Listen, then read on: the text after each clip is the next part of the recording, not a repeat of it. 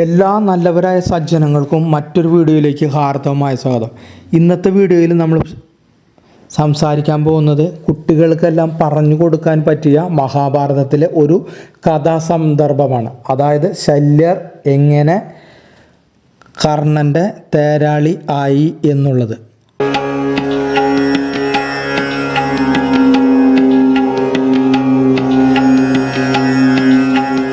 കുരുക്ഷേത്ര യുദ്ധം 10 നാൾ പിന്നിട്ടപ്പോഴേക്കും കൗരവരുടെ ഭീഷ്മർ, ദ്രോണർ പോലുള്ള പ്രഭാവശാലിയായ മഹാരഥന്മാർ വീണു കഴിഞ്ഞിരുന്നു. ആ നിലയിൽ ഇനി കർണൻ മാത്രമേ അവർക്ക് ഉണ്ടായിരുന്നുള്ളൂ. അർജുനനെ എത്രയും പെട്ടെന്ന് വധിക്കണം. ഇനിയും അമാന്തിച്ചാൽ പരാജയം ഉറപ്പാക്കും. വേവലാതി പൂണ്ട് ദുര്യോധനൻ കർണനോട് വീണ്ടും വീണ്ടും ആവശ്യപ്പെട്ടു. അതുവരെ അർജുനനുമായി നടന്ന സ്വന്തം പോരാട്ടത്തെ കർണൻ അപഗ്രഥിച്ചപ്പോൾ അർജുനനെ വധിക്കാൻ കഴിയാത്തതിലുള്ള പ്രധാന കാരണം കർണനു ബോധ്യം വന്നു. അർജുനനെ പോലെ ദിവ്യാസ്ത്രങ്ങൾ തനിക്കും ഉണ്ട്. അർജുനൻ്റെ ഗാണ്ഡീവത്തിന് തുല്യമായ വില്ലും തനിക്കുണ്ട്. പക്ഷെ ഒരു കാര്യത്തിൽ അർജുനൻ മുന്നിലാണ്. അയാൾക്ക് അതീവ പ്രഗത്ഭനായ ശ്രീകൃഷ്ണൻ സാരഥിയായുണ്ട്. കൃഷ്ണൻ്റെ വിരുദിൽ കുതിരകൾ പായുകയല്ല പറക്കുകയാണെന്നേ തോന്നൂ. അതിനാൽ വെറും സാരഥി പോരാ, അശ്വവിദ്യയറിയാവുന്ന ഒരു യോദ്ധാവ് തൻ്റെയും സാരഥിയാകണം. എങ്കിൽ മാത്രമേ യുദ്ധത്തിൽ അർജുനനെ തനിക്ക് വെല്ലാനാകൂ. തങ്ങളുടെ കൂട്ടത്തിലുള്ള അത്തരമൊരാളെയും കർണൻ കണ്ടെത്തിക്കഴിഞ്ഞിരുന്നു. മാദ്രരാജാവ് ശല്യർ.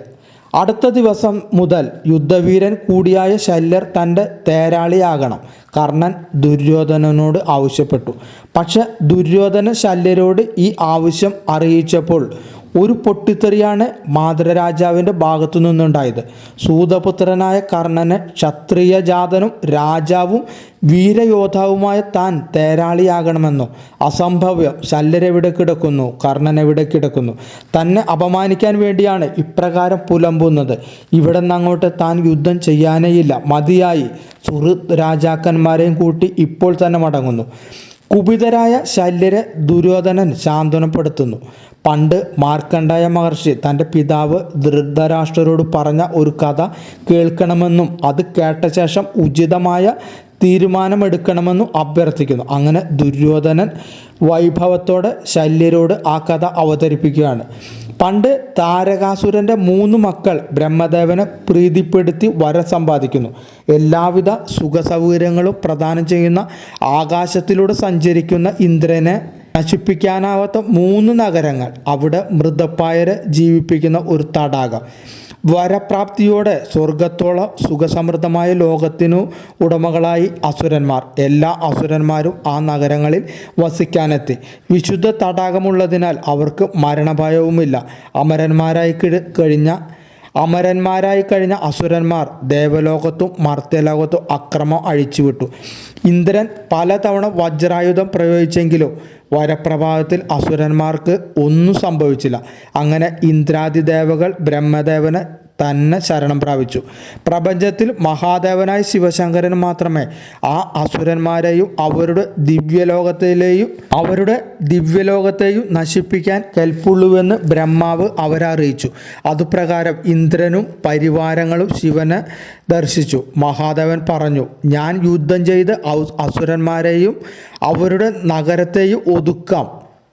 കടുത്ത പോരാട്ടം തന്നെ വേണ്ടിവരും. അതിനാൽ യുദ്ധത്തിൽ എൻ്റെ തേരാളി ആകാൻ എന്നേക്കാളും ശ്രേഷ്ഠനായ ഒരാളെ നിയോഗിക്കണം. എങ്കിലേ ഈ യുദ്ധം ഫലപ്രാപ്തമാകൂ. അത്തരമൊരു തേരാളിക്കായുള്ള അന്വേഷണമായി. പിന്നെ അങ്ങനെ ബ്രഹ്മാവിനെ തന്നെ സാരഥിയാക്കാമെന്ന് ദേവന്മാർ നിശ്ചയിക്കുന്നു.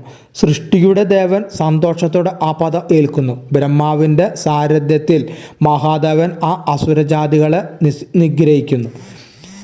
കഥ അവതരിപ്പിച്ചു കഴിഞ്ഞ ശേഷം ദുര്യോധനൻ ശല്യരോട് തിരക്കുന്നു. സൃഷ്ടിയുടെ ദേവനായ ബ്രഹ്മാവിന് തേരാളിയാകാമെങ്കിൽ എന്തുകൊണ്ട് ലക്ഷ്യപൂർത്തീകരണത്തിനായി ശല്യർക്ക് അങ്ങനെയായിക്കൂടാ? കർണൻ ഇവിടെ പരമശിവന് തുല്യനായ യോദ്ധാവാകുമ്പോൾ കുതിരകളുടെ കടിഞ്ഞാൻ മാത്രമല്ല യുദ്ധഗതിയെ തന്നെ നിയന്ത്രിക്കുന്ന ബ്രഹ്മദേവനാകുകയാണ് ശല്യർ. ഇതിലെന്താണ് തെറ്റ്? അപൂർവ ചേരുവയാകുന്ന ഈ ദ്വയത്തെ പരാജയപ്പെടുത്താൻ മാനവനായി പിറന്ന ആർക്കും കഴിയില്ല. തന്നെ ബ്രഹ്മദേവനോട് സമശീർഷപ്പെടുത്തിയ ദുര്യോധനന്റെ ഉപമ ശല്യരെ വളരെയധികം സന്തോഷിപ്പിക്കുന്നു. അയാൾ മനോരാജ്യത്തിലേറി ദേഷ്യമെല്ലാം അകന്ന് ദുര്യോധനനോട് കൂടുതൽ വിധേയത്വം കാണിക്കുകയും പിറ്റേന്നു മുതൽ കർണന്റെ തേരാളിയാകാമെന്ന് സമ്മതിക്കുകയും ചെയ്യുന്നു.